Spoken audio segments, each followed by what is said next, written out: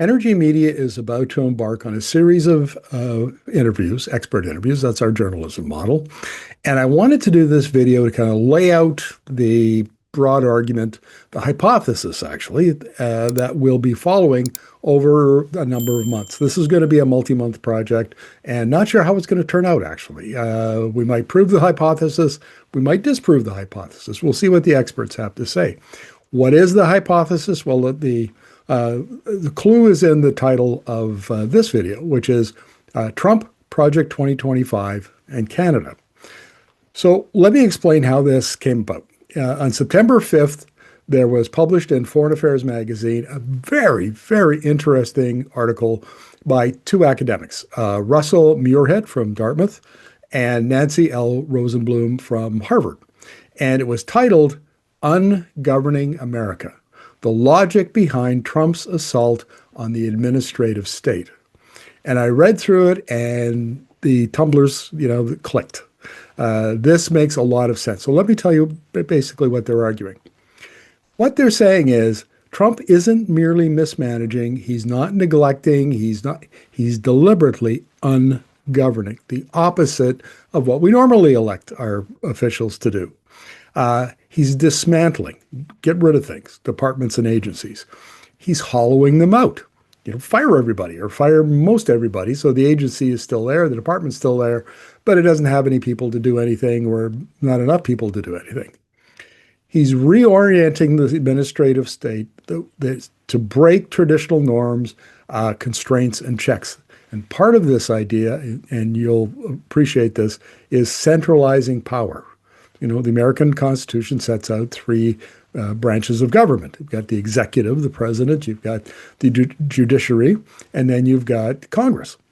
And what Trump is trying to do is, in part, he's trying to consolidate and centralize more power into the executive. And you saw this past weekend, all the No Kings protests. Americans aren't happy about it. Nevertheless, but it's this idea of breaking the machinery of government that's core to my hypothesis.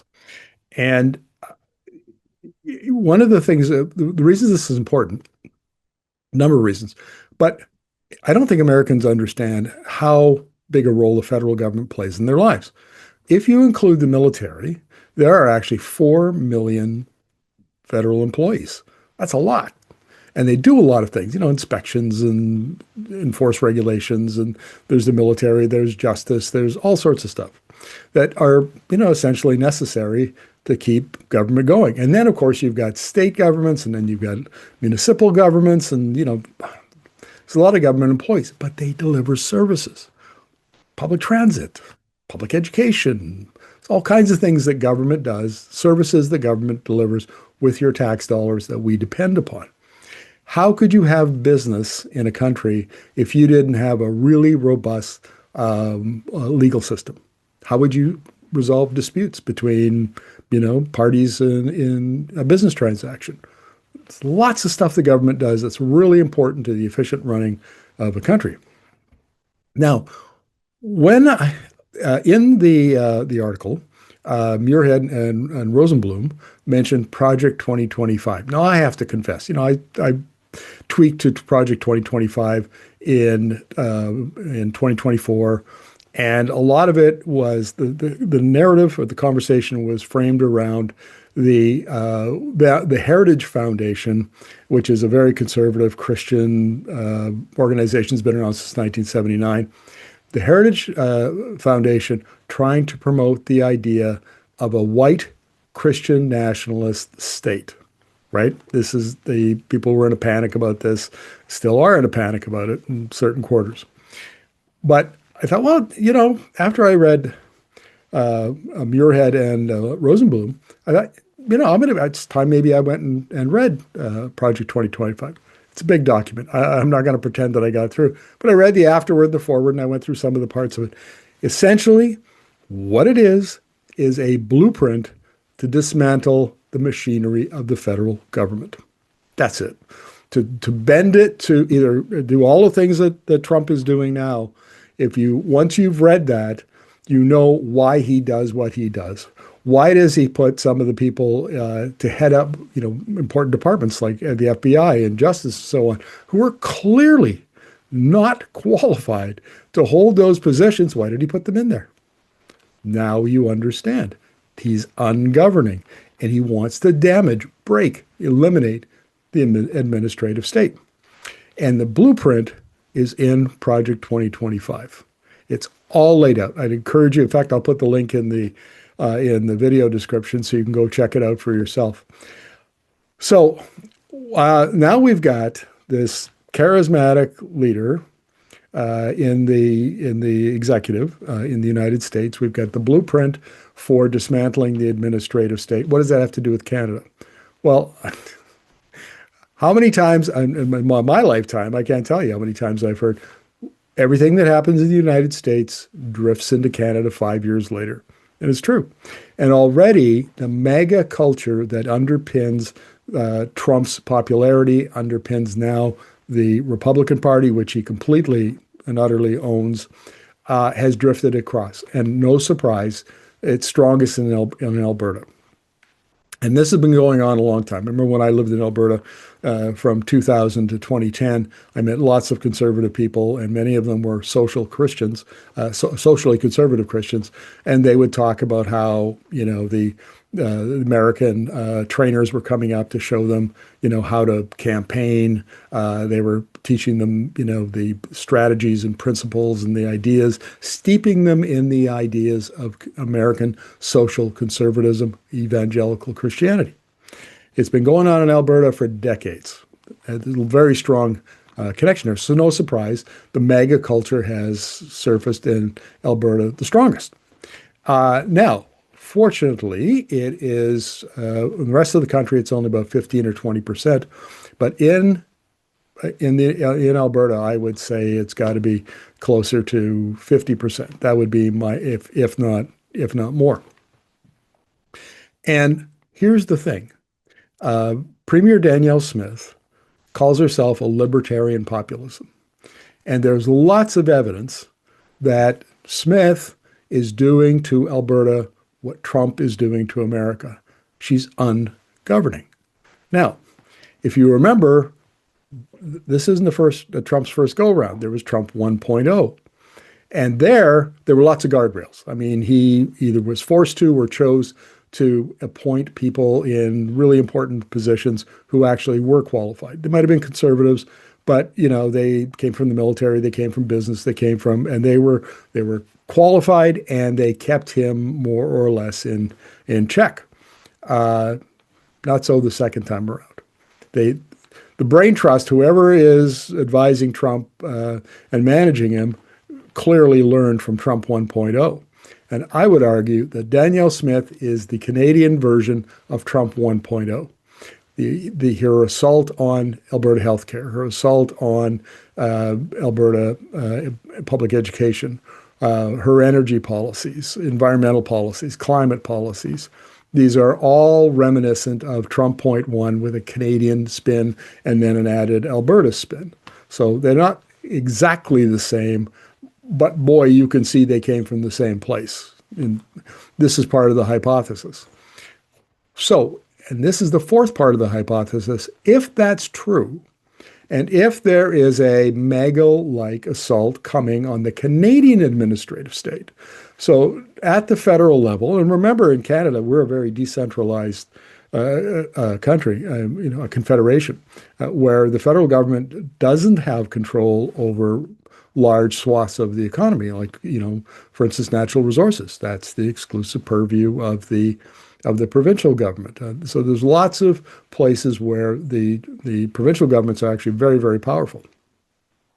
So at the federal level, you still get a lot of services delivered through the administrative state, the machinery of the federal government, and then you have other services delivered by the machinery of the provincial governments, and some at the local level, your municipal government.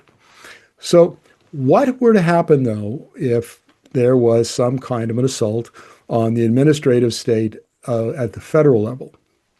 Well, one of the things, and this is the part of the hypothesis, is that Canada would not be able to undertake in clean energy industrial policy. Now, why is this important? It's because all of our major competitors on the international economy that aren't named the United States are undertaking some form of it.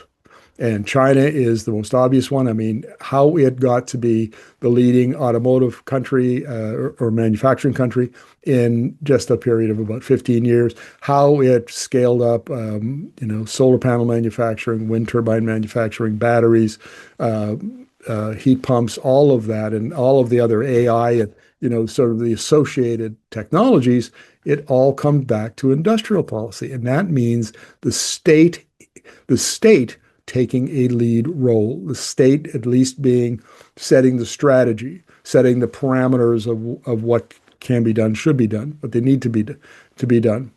And North America and Europe have practiced industrial policy for decades and decades.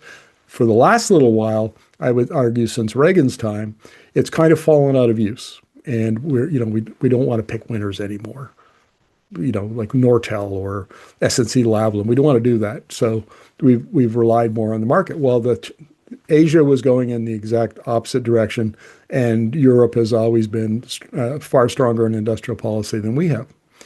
But we need to catch up because the global economy, the global energy system is changing so rapidly, driven by China, that if we're going to catch up, we need to be able to conduct industrial policy. And lo and behold, Prime Minister Mark Carney, the Liberal Prime Minister, has promised that in the budgets coming down on November 4th, there will be industrial policy. However, there's been a lot of talk lately about how, and this is kind of nerdy stuff, so you probably haven't heard it, but basically, can the federal government or any of the governments do industrial policy? They don't have the horsepower. They don't have the economists. They don't have the folks versed in policy who know this stuff. We used to have it. 40 years ago, there was a lot of expertise in the federal finance department. It's all been lost. All those folks have retired and moved on, and now we don't have it. And if you don't have the capacity to do policy, it's a really big problem. I saw a video just today of an academic arguing that the Carney government, the Canadian government, is going into discussions with the Americans over CUSMA, the Canada-U.S. Mexico trade agreement, and it's woefully underprepared. The Americans come in and they have guns a-blazing. They are so well prepared. They have a strategy. They have the facts. They know what they want. In Canada, we kind of come in and muddle through, right? Well, the same thing is likely to happen for industrial policy. But if we get a government, because remember, the Liberals are only a minority government. They could be defeated and we might have another election in a year or two. If we go down that road, the Trump road, the Maga road, and we start destroying our administrative state, we destroy the capacity for industrial policy, for industrial energy policy. And then where are we? Can we catch up? Can we go up the value chain? Can we open up new markets? Can we build the infrastructure? If we've got a weak, emaciated federal government because it's been hollowed out by this agenda. So I don't pretend to know at this point. You can probably tell from my where I'm coming from. You've probably picked up on that already. But nevertheless, there's a lot. That's the skeleton. There's a lot of meat to be put on that skeleton yet, and I'll be doing that with expert interviews over the coming months because I think this is one of the issues that we have not talked about. Canadians are not aware of, and we need to do that. Is what role do we want government to play in our society, in our economy, in our energy system? And given the magnitude of the challenge we're facing from China and its electrostate policies, its electrification, the rollout of renewables, all of that stuff, this is a big one. I don't know of any other media organization in Canada that is undertaking this kind of a investigation. So, check in with us regularly. Well, I'll have a playlist that I'll set up. It'll probably be something like Trump or administrative state, something like that. It'll be obvious. But check in on the playlist, and I'm going to start doing those interviews. I've got one Friday lined up about what Trump is doing with his assault on the administrative state. So hit that subscribe button, hit the little bell so that you get notifications. If you want to become a member and support the work we're doing, please do it through YouTube. That currently is the way we're taking memberships. And that's steadily growing. We really appreciate that, and we'll look forward to your comments and your criticism or critique or agreement on the work that we're doing around our little hypothesis, little project here.